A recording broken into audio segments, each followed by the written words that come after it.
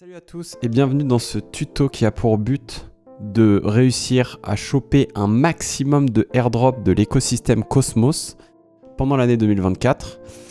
L'écosystème Cosmos a fait beaucoup parler de lui déjà avec le airdrop de Celestia. Il y a pas mal de airdrops qui arrivent et donc c'est clairement le moment, si vous ne l'avez pas encore fait, de vous mettre en marche et de vous positionner pour recevoir un maximum de airdrop de cet écosystème. Et je vais vous montrer tout de suite, en quelques minutes, comment faire pour se positionner voilà, sur plusieurs airdrops potentiels de manière très simple. Donc c'est parti. Donc ce dont vous allez avoir besoin, c'est d'un wallet Keplr. Donc si vous n'en avez pas encore, il va falloir que vous téléchargez le wallet Keplr là, qui est là. Ça, c'est le wallet de l'écosystème Cosmos. Et que vous déposiez sur ce wallet des atomes depuis un centralized exchange. Vous pouvez acheter des atomes directement depuis Binance ou Bitget ou peu importe, et vous les envoyez sur votre adresse de l'écosystème Cosmos, donc sur votre adresse Atom. Une fois que vous allez avoir reçu ces atomes sur votre wallet Keplr, et bien ce qu'on va faire, c'est que on va swapper des atomes directement. On va les swapper en plusieurs crypto-monnaies. Donc on va les swapper déjà en Osmo. Donc voilà, je vais en swapper 10 parce que j'en avais déjà swappé juste avant. Hop, donc ça fait $100 à peu près en Osmo. Tac, vous swappez là, ça vous coûte 3 centimes. Et vous voyez que l'avantage, c'est que ça fait des transferts inter-blockchain. Donc ça va envoyer vos Osmos sur votre adresse Osmosis. Donc déjà, ça c'est des choses qui vont améliorer votre éligibilité au airdrop parce que vous utilisez les blockchains. Tac, donc vous allez swapper donc des atomes en Osmo.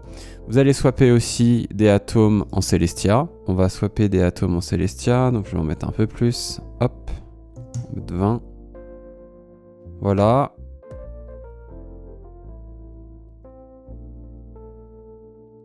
Donc là, pareil, ça va faire un inter-blockchain transfer, donc c'est bien pour les airdrops.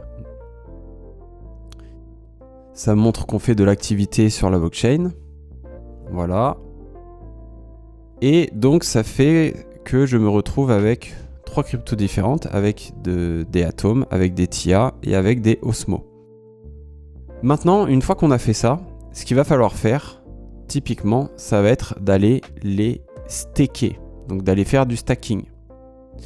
Et c'est là que ça devient intéressant parce que quand vous allez faire du stacking, donc là typiquement, quelque chose d'important, c'est que si vous ne voyez pas les différentes blockchains que vous pouvez avoir, auxquelles vous pouvez avoir accès avec le wallet Keplr, vous allez ici dans Manage Chain Visibility et vous pouvez aller ici, vous voyez, vous pouvez aller sélectionner des blockchains pour les voir.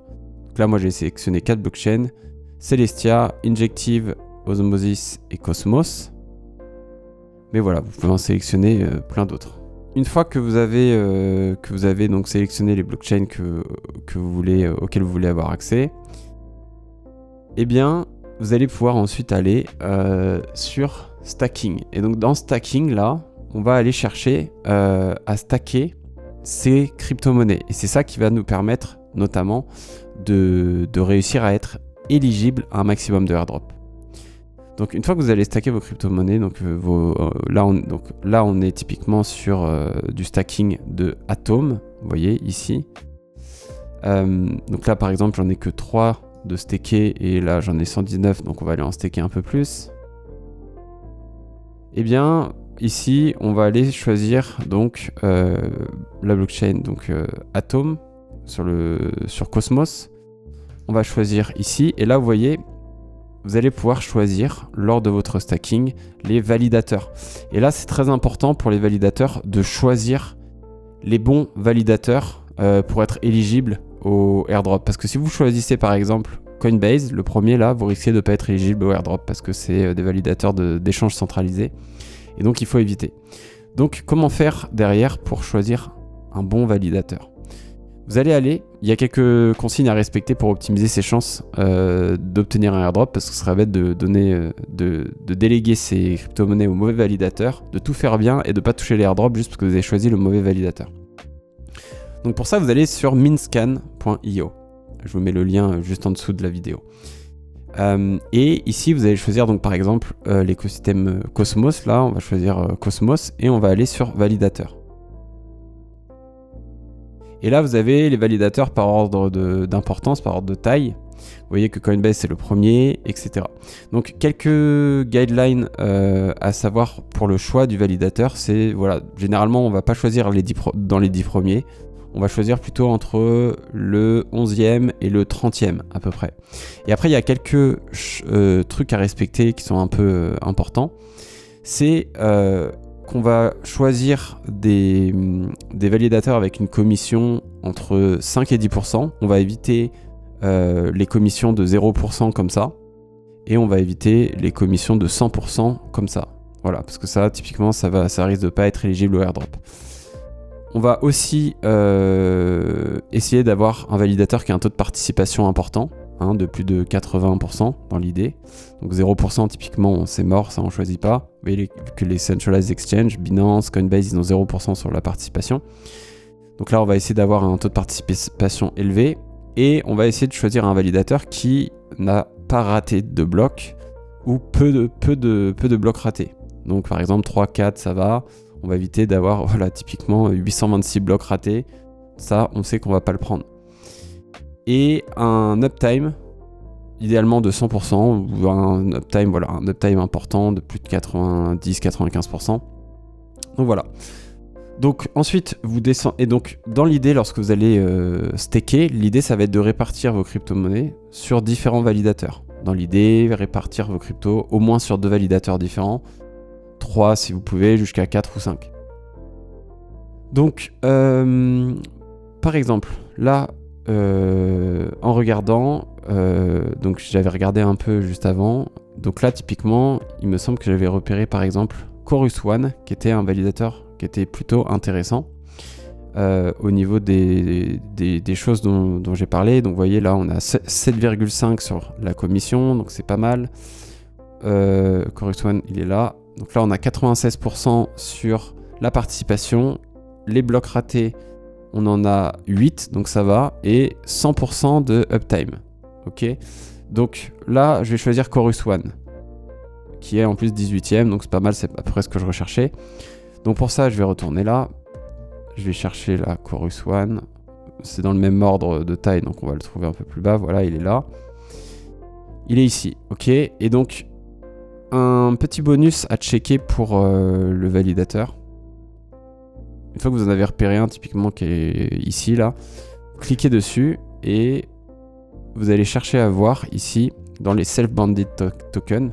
Donc ça veut dire que c'est des tokens que le validateur a staké lui-même. Donc là, vous voyez qu'il a staké 167 000 tokens lui-même. Donc ça veut dire que clairement, il est impliqué dans le fait de ne pas faire de bêtises. Donc ça c'est important et parfois vous allez voir qu'il y a des validateurs qui ont très peu de tokens stakés, ça peut être voilà, quelques tokens stakés et c'est mieux d'en avoir un qui est skinny in the game entre guillemets. Donc voilà, donc moi je vais choisir de staker avec Chorus One pour ce coup là et donc ça se passe ici, je clique sur Chorus One. Donc voilà, vous avez les différentes informations, le voting power et tout. On va staker et je vais en staker, je vais pas tout staker. Hein. Je vais en staker, on va dire 10. Voilà, 10 atomes. Je vais en mettre 20 atomes que je vais staker ici. Voilà, j'approuve. Et c'est parti. Donc là, il y a mes atomes qui vont être stakés. Donc ce qu'il va falloir faire ensuite, c'est répéter ça sur les autres blockchains. Donc là, typiquement, si on va sur Osmosis, ça va être la même chose. Hein. Le stacking, là, on voit qu'il y a des osmos à être stakés. On peut aller là, staker. Et puis, on va faire la même recherche hein, sur pour les validateurs ici, sauf que vous allez cliquer sur Cosmos et vous allez faire la même recherche avec les mêmes règles en fait à respecter. Et donc voilà. Donc ça, je vous laisserai le faire, comme ça, on va pas le faire 2 fois. Et ensuite, ce qui est important à savoir pour ensuite continuer d'optimiser ces gains en airdrop, c'est que, voilà, typiquement là, vous avez des stacking rewards à claim parce que j'avais stacké déjà quelques crypto-monnaies. Et donc, il va falloir les claim. Il va falloir les claim parce que ça va faire de l'activité sur la blockchain. Donc, typiquement, je vais claim ici. Je vais aller là, on verra mieux. Donc là, je vais claim plutôt sur Atom. On va claim ici. Bon, il n'y a pas grand chose à claim. Hein. Je vais peut-être... Hop. Bon, ça me coûte plus cher de claim en fee que ce que je vais claim, mais je le fais juste pour voir. Et en fait, derrière le claiming, ça va permettre de rajouter des transactions sur la blockchain. Voilà, donc ça c'est quelque chose qu'il va falloir faire régulièrement. Donc ça c'est important. Ensuite, il y a autre chose qui va être aussi important pour au niveau de l'éligibilité des airdrops, ça va être d'être actif sur les blockchains, sur la blockchain Cosmos. Donc pour ça, vous voyez, vous allez essayer d'aller voter un maximum. Donc là, vous allez dans Dashboard, dans Active Proposal, et vous allez avoir la possibilité de voter. Et donc en faisant des votes, ça va typiquement améliorer, ça va montrer que vous êtes actif. Et vous allez donc ici par exemple, on va choisir ça, celui-là, et on va voter. Hop. Oui. On approuve, vous voyez, ça coûte 1 centime. Donc voilà, le but c'est de montrer, le but c'est d'effectuer un maximum de transactions sur la blockchain, de faire ça régulièrement. Si vous pouvez le faire 2-3 fois par mois, c'est bien. Pareil, si vous pouvez faire quelques swaps depuis Keplr, là, typiquement des swaps entre crypto, eh bien, c'est bien aussi. Et aussi, c'est toujours important de garder un petit montant lorsque vous stakez. N'allez pas staker 100% de vos cryptos parce que sinon après vous n'allez plus avoir de crypto-monnaie pour effectuer des transactions supplémentaires. Si vous voulez par exemple le claim du staking, etc., il vous restera plus de gaz pour pouvoir payer. Donc gardez toujours quelques dollars sur votre wallet. Et voilà. Donc à ce niveau-là, ça va vous permettre donc d'optimiser ça va vous permettre d'optimiser votre éligibilité à un maximum de airdrop. Et le petit bonus, c'est que vous allez pouvoir aussi aller sur staker vos Celestia. Donc en plus de les staker de la manière classique sur Keplr, vous allez pouvoir en garder une petite partie et aller staker vos Celestia sur Milky Way. Donc là, on voit que j'ai 0 Celestia parce que la transaction n'a pas fonctionné pour X raisons. Je vais aller voir ça juste après. Mais par exemple, si vous avez ici 10 Celestia, ou 1 Celestia même, eh bien vous allez staker ici sur Milky Way pour être éligible au airdrop de Milky Way. Et derrière, potentiellement, à d'autres airdrops supplémentaires. Je m'attends à pas mal de airdrops sur cet écosystème. Donc concrètement, ça vaut le coup avec en effectuant ces petites actions d'être éligible à pas mal de airdrops différents. En plus de ça, voilà, je pense que c'est un écosystème qui est dynamique et qui probablement va être pas mal trendy pendant l'année 2024. Donc je ne pense pas que ça soit une mauvaise idée, selon moi, de détenir des crypto-monnaies de l'écosystème Cosmos Après, bien évidemment, c'est pas un conseil en investissement, vous faites ce que vous voulez. D'ailleurs, il y a beaucoup d'argent à se faire en 2024 avec les airdrops de manière générale. Et si vous voulez optimiser vos chances d'être éligible à plus d'une soixantaine de airdrops d'optimiser vos investissements en crypto-monnaie en 2024-2025, il y a une vidéo de moi dans la description dans laquelle j'explique comment on aide nos clients à avoir un max de airdrops et à optimiser leurs investissements et à multiplier leur capital. Donc, si ça vous intéresse, cliquez dans la description sur ce lien. Si ça vous intéresse pas, bah cliquez pas, hein. Moi ça m'est égal, peu importe. Bon farming à tous et je vous retrouve pour une prochaine vidéo.